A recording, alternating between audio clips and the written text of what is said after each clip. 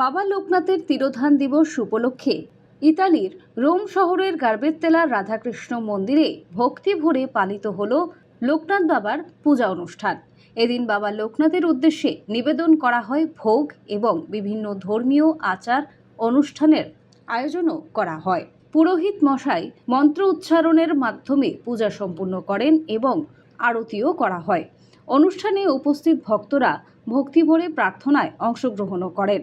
পাশাপাশি আগত সকল ভক্তদের জন্য ভোগ বিতরণেরও ব্যবস্থা করা হয়। বিদেশের মাটিতেও বাবা লোকনাথের প্রতি ভক্তদের এই অগাধ শ্রদ্ধা ও বিশ্বাস এক অনন্য দৃষ্টান্ত হয়ে উঠেছে।